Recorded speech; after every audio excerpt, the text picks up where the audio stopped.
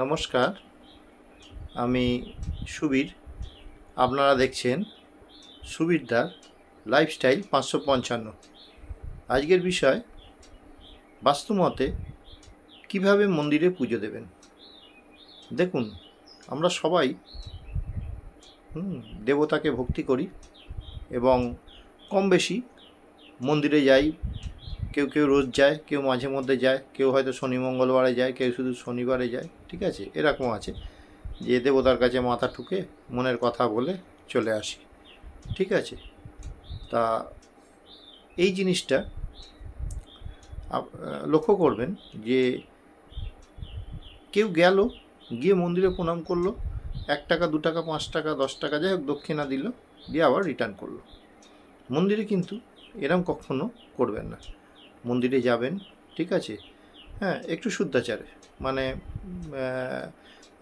কাঁচা জামা কাপড়, জামা প্যান্ট পরে মন্দিরে যাবেন। ঠিক আছে, এবং গিয়ে, হ্যাঁ, 5 টাকা হোক 10 টাকার হোক, বাতাসা, নকুলদানা, আপনার সাধ্য মতো, ঠিক আছে, বা 20 টাকার সন্দেশ বা পেঁড়া, হ্যাঁ, ইত্যাদি কিনে, ঠিক আছে, একটু ফুল দিয়ে, একটু ধূপ জ্বালিয়ে মন্দিরে পুজো দেবেন। অনেক সময় মন্দিরের সামনে ডালা থাকে, সেই ডালার দাম হয় 21 টাকা, হ্যাঁ, 51 টাকা, এরকম 101 টাকা।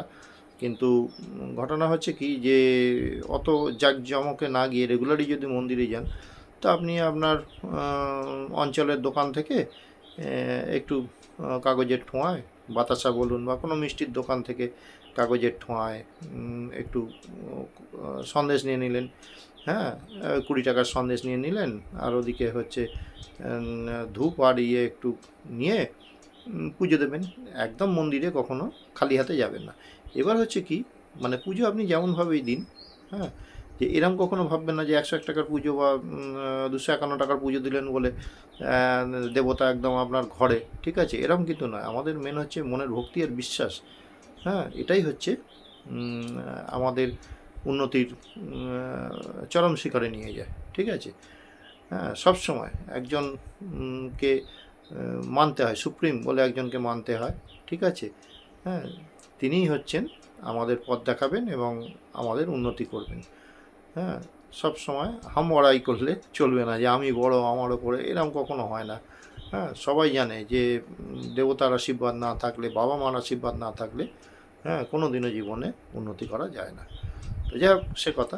এবার আপনি পুজো দিলেন ভালোভাবে, পুজো দিয়ে এবার কি করলেন, পুজোর দেয়া হয়ে যাওয়ার পরে প্রসাদ আপনি আগে নিজে মুখে দেবেন একটু, একটুখানি নিজেরা খাবেন বা নিজে খাবেন, খেয়ে একটু জল মুখে দিয়ে নেবেন, নিয়ে তারপর আপনি বাড়ি আসুন, বা একটু ঘুরে ফিরে তারপরে বাড়ি আসুন।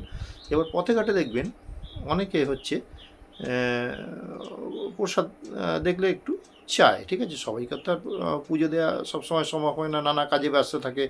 হ্যাঁ, তো দেখবেন অনেক, বা অনেক মন্দিরের সামনে দেখবেন বাচ্চা কাচ্চা আছে, হ্যাঁ, একটু প্রসাদ খেয়ে পেলে ওদের খুবই আনন্দ হয় আর কি, যে আনন্দ করে খায়, সে নকুলদানাই হোক, বাতাসাই হোক, যাই হোক।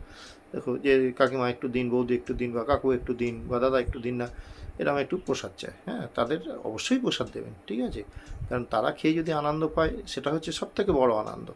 হ্যাঁ, এবার যতটুকু বাজলো ঘরে আনুন, প্রসাদ কণিকা মাত্র।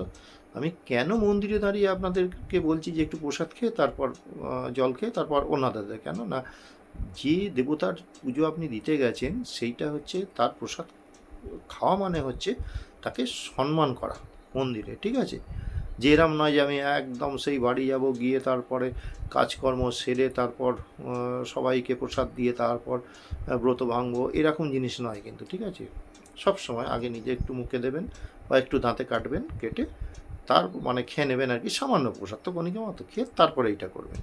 এইটাই ছিল হচ্ছে আজকের বিষয়। ঠিক আছে, আশা করি ভিডিওটা আপনাদের ভালো লাগবে। সাবস্ক্রাইব করবেন, কমেন্টস করবেন।